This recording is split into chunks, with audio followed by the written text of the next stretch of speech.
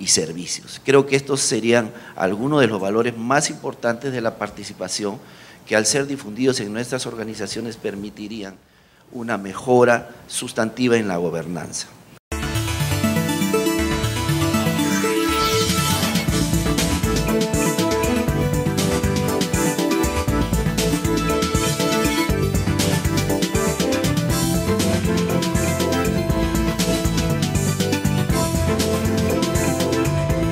Poderíamos dizer até que a América Latina normalmente não é quem lidera mudanças institucionais importantes ou traz grandes inovações. Agora, essa constatação de que a América Latina não faz mudanças, digamos, relativamente importantes, ela não é válida no terreno da Previdência, ela não é válida no terreno das pensões. Boa parte do que se produziu de inovador, de correto ou de equivocado, teve por origem, teve um pioneirismo na América Latina, e muito particularmente no Chile. Então, nesse sentido, eu acho que a América Latina ela é, sim, frequentemente e recorrentemente um caso de estudo para questões de previdência. Muitos dos aqui presentes, como não poderia deixar de ser, são brasileiros, né? Eu mesmo estou me expressando no meu idioma natal. Eu chamo a atenção que o que ocorreu no Brasil é bastante singular e bastante diferente do que ocorreu no restante da América Latina. Muitas das nossas preocupações, muitos dos nossos debates, muitas das nossas, enfim, inquietudes não são necessariamente as mesmas, e principalmente os movimentos legislativos, os movimentos de reforma, não são necessariamente os mesmos que aconteceram na América Latina. A América Latina, digamos assim, ela se destacou do ponto de vista de ter liderado um movimento de reformas ditas paradigmáticas. Ou seja, de mudanças de paradigma na Previdência. E o Brasil, embora tenha, sim, debatido, e eu acho que em alguns momentos, né, acho que vários aqui poderiam até concordar comigo, esteve próximo de poder empreender uma iniciativa nesse sentido. Eu acho que o momento mais próximo de debate foi o governo Collor de Mello. A verdade é que com o impeachment do presidente, mais os primeiros resultados e o fato do Brasil ter um parlamento relativamente organizado, resistente, difícil de fazer mudanças constitucionais, ao mesmo tempo que um movimento sindical e social bastante organizado, fez com que o Brasil fosse uma experiência bastante singular. O meu coautor, em geral, que é o professor Stephen Kay, né, que é do Federal Reserve dos Estados Unidos, ele costuma dizer que o Brasil é um outlier, ou seja, ele é um tipo de uma singularidade. Então, eu estou insistindo um pouco nesse ponto, né, porque para ver que exatamente a parte da discussão não é a discussão que nós temos aqui no dia a dia. Para apresentar esse trabalho que foi solicitado pela ISS, nós vamos percorrer o seguinte percurso. Nós vamos apresentar um pouco o que foram as reformas paradigmáticas, o seu desempenho, ou pelo menos o seu desempenho de uma maneira muito generalizada, e, digamos assim, os principais resultados que nós obtemos com as reformas paradigmáticas. Num segundo momento, nós vamos apresentar as reformas paramétricas, ou ainda os aspectos paramétricos de regimes que fizeram reformas paradigmáticas, muito particularmente já localizados nas mudanças que vêm ocorrendo nesse milênio. Então, talvez essa seja um pouco a novidade do estudo, né? É a primeira vez que há um esforço comparativo dentro das Américas e do Caribe, né, de procurar fazer um esforço comparativo nessa direção e mostrar um pouco o que vem ocorrendo. É um movimento mais paramétrico, mas é um movimento que vem apresentando, sim, em alguns casos, algumas peculiaridades que merecem, digamos, um pouco de holofote. Na sequência, nós vamos apresentar o que é importante, e é bastante difícil no sentido de que é um movimento em curso, que é um movimento de reformas das reformas, ou seja, as dificuldades apresentadas pelas reformas paradigmáticas, né, tem feito com que exista um forte movimento de reformas das reformas. E, por último, o desempenho, e aí o Brasil tem particularmente, aí sim, uma contribuição importante, que são dos regimes financiados, digamos assim, por impostos.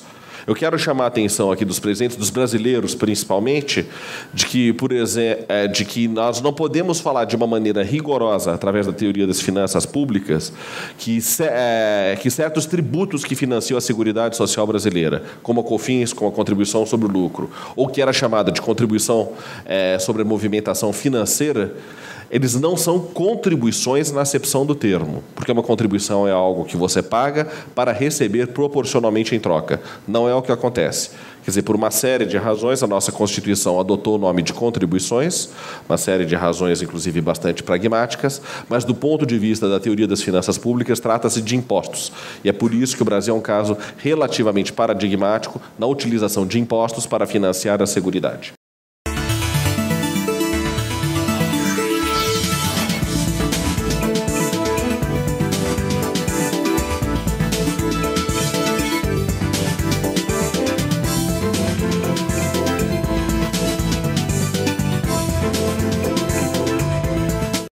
Y un poco, para dar un poco de perspectiva, porque en regla general casi todos los países empezamos con sistemas de reparto y algo en el camino, en algunos países han seguido siendo exitosos y en algunos países dejaron de serlo. En el caso del ISSSTE, hace 50 años, de hecho este año el ISSSTE está celebrando 50 años, el instituto se creó hace 50 años y los parámetros para la jubilación y los beneficios de la jubilación quedaron prácticamente inalterados desde hace 50 años.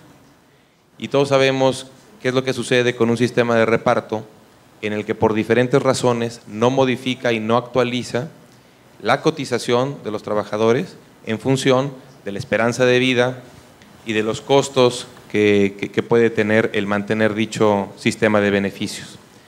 Y yo creo que esa es la gran diferencia de los sistemas de reparto que han logrado ser exitosos y de los que no. Aquellos sistemas en los cuales las instituciones y la sociedad tienen los mecanismos para modificar los parámetros, ya sea de edad de jubilación o los porcentajes de contribución, pueden ser actuarialmente sostenibles por muchos años.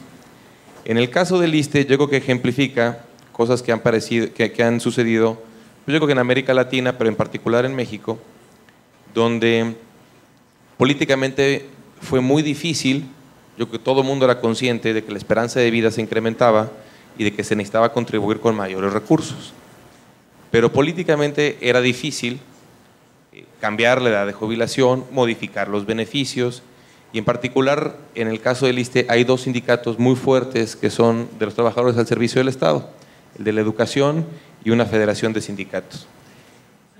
Yo la lógica que puedo extraer es cuando hay un entramado institucional complejo que dificulta la revisión de los parámetros, estos parámetros se va postergando y se va postergando la reforma o la adecuación a los parámetros que pueda hacer sustentable un sistema de reparto. Fue el caso en México. Y llegó a un punto en el que en 2007, que fue cuando se puso en marcha la reforma, la diferencia entre los beneficios que otorga el sistema de pensionario y los recursos que recaudaba era aproximadamente en valor presente 50% del Producto Interno Bruto, cuando los trabajadores al servicio del Estado representan menos del 15%, entre el 10 o el 12% de toda la masa laboral del país. Entonces, claramente esto ya implicaba una asimetría, una transferencia de recursos de la sociedad a un grupo particular de trabajadores muy importante. Es decir, de no haber hecho ningún cambio, implicaba ya una transferencia de recursos impositivos a los trabajadores al servicio del Estado por cuantías muy importantes, es decir, pensiones muy generosas. Y un poco lo que se vio es el resultado de no ir adecuando gradualmente estos sistemas de reparto. Cuando uno ve a la experiencia europea, pues uno ve que a pesar de que este año ha sido un año complicado y en varios países se ha estado modificando esta edad de retiro, pues mal que bien lo han podido hacer y han mantenido y han conservado la solvencia y la sustentabilidad de sus sistemas.